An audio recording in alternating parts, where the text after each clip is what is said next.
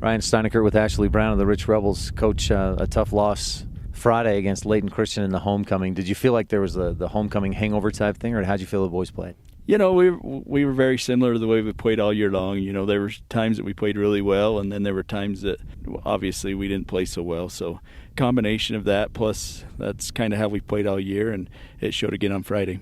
Friday there was a turning point in the second quarter midway through, a pass interference that gave Layton Christian a first down, and it feels like you could look back at almost every game this season and pick one or two plays that have made the difference. Yeah, you know, and that's happened to us, like you said, at Duchesne. It happened at Kanab, you know, and then it happened again on Friday with Layton Christian. You know, they got that penalty, and then they went down and scored right before half. And, you know, that was a big turning point in the game. And just like in the other games that we mentioned as well, you know, those are things that we need to be able to stop, and we haven't been able to stop it. We continually do those things. But, you know, like I said, we're just too inconsistent, and that's something that we need to change. On the bright side, Kenan Clark ran for 200 yards and a couple of touchdowns. The running game, especially when he'd get out in the open field, he's got some good speed, made some good things happen. Yeah, you know, Kenan on those runs did a great job of getting to the perimeter, and then, you know, outran the other team. And, you know, so he did have a good game running the football. And, you know, if you can get over 200 yards rushing, that's pretty good for a game. We just didn't do anything in our pass game, and so hopefully we can change that a little bit this week and be more balanced.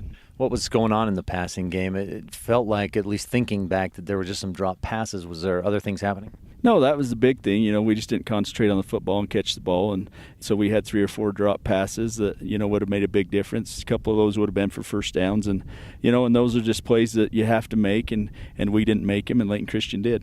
Altamont on Wednesday, so you got a short week to prepare. And in the past, at least since I've been here, Altamont's been that's a W on the schedule. You could say that from a year beforehand. But this year, they're looking tougher. They're looking better. Yeah, you know, Altamont's, I think, won 4 games, so they're playing with much more confidence.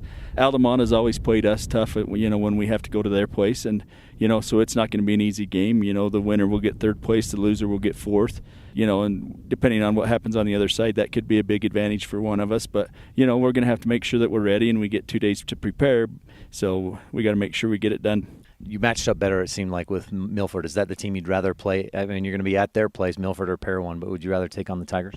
You know, they just do different things. Parowan's more of just pound you, just, you know, run at you and run over you, where Milford is more finesse. They like to throw the football more. So you have to prepare for different things, and, you know, and both of them do different things well. So either place that we have to go is not going to be easy. But when you start the playoffs, everybody starts back with the same record, and that's what our kids got to understand. What's happened so far doesn't mean anything once you hit the playoffs. So is it a bigger deal just to get a win, get back on the winning track, and kind of gain some confidence as the playoffs start next week? Yeah, you know, that's what we need. You know, if we go down to Altamont and beat Altamont and get going, you know, you never know what can happen. And, you know, it's not easy beating a team twice, which is what somebody's going to have to do with us, whether we go to Parowan or Milford. So, you know, if we can just go get a little confidence on Wednesday and then get rolling into the playoffs, you never know what can happen. What do you need to do against Altamont? I've said all year long that our blocking is not the best, and that's still a big area of concern. You know, we don't block consistently well. We'll block a play here or there really well, and then the next couple we don't block who we need to. And, you know, so it's blocking has got to be better, and we got to be more balanced. We got to be able to throw the football instead of just run all the time. And so those are the 2 things that if we can do those, you know, hopefully we can go to Altamont and get a win. Have you seen enough of what Altamont does to know what you need to do defensively? Yeah, you know, they'll run I-backs, and they run the football really well. Their 3 interior linemen are good. They're big. You know, and then when they throw it, they like to roll to a side. So, you know, we know what they're going to do, and so just hopefully we can get ready in 2 days so that we're prepared for Altamont on Wednesday. They're thinking the same thing. Get ready in 2 days and be ready for Rich at home. Anything else we should touch on, Coach? I think that's all. Ashley Brown of the Rich Rebels, thanks so much. Good luck at Altamont. Okay, thank you.